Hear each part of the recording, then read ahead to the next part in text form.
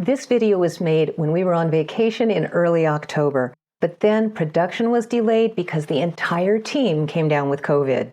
This is the perfect easy meal to just set and forget, and then it'll be ready when you are.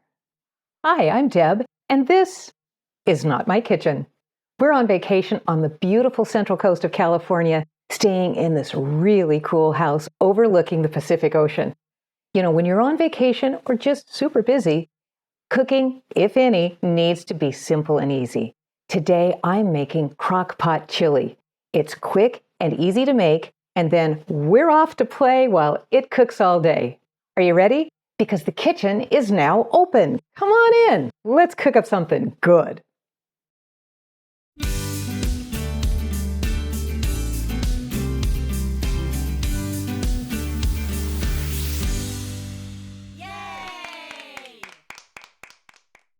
For my easy crock-pot chili, the ingredients I'll be using are 1 pound of ground beef, and I'm using 90% to keep the fat content low, 3 to 4 8-ounce cans of tomato sauce, 1/3 cup, or about 1 packet of French's Chili-O seasoning, you can add more if you like, 2 to 3 30-ounce cans of pinto beans, 1 15-ounce can of mild chili beans, and 1 15-ounce can of small red or light red kidney beans. I love this recipe because it's pretty much a dump and go approach. But there is a specific order to the dump, so let's get to it. First, add your meat and chop it up. I should have brought my meat chopper, but it was one more thing to pack, so a sturdy spoon works almost as well. Add 3 cans of tomato sauce and your chili spice and blend until completely incorporated. Next, add 1 can of pinto beans that have been fully drained.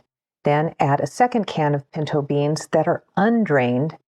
Add undrained chili beans and add your drained light kidney or red beans. Mix thoroughly, and if you want more chili, you can increase your volume by adding another 30-ounce can of drained beans of any kind and another can of tomato sauce. You can also add more spice to taste. Believe it or not, we are just about done. This recipe is so simple and easy, yet the results are consistently good. And you can vary your protein and bean blend to suit your taste. Well, we need to finish this up because we want to go play. Cover and set your crock pot on low for 8 hours and forget it. The long cook time allows the flavors to meld and the chili to even thicken up a bit. So it's like second day chili, which is always better, on the first day.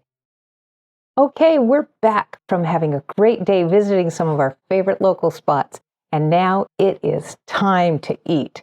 Our chili is finished cooking and it's just sitting on warm, so I'm going to put together a quick side and prep a few toppings, but that's not going to take any time at all. I give my chili a quick stir, and if I like the consistency, I leave it on warm with the lid on until I'm ready to serve.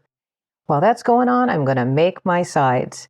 Here, I'm making a cornbread mix since I'm on vacation, but I'm not going to tell you the brand because it was pretty bad. I won't be using that one again. Then I'm also chopping my onions, and I'll also be serving some shredded cheese and saltines on the side. On our cornbread, I always serve butter and totally awesome honey from one of our favorite local vendors, Jack Creek Farms in Templeton, California.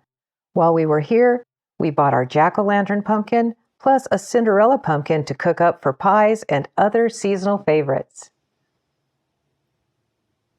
This has been our family's chili recipe for over 40 years.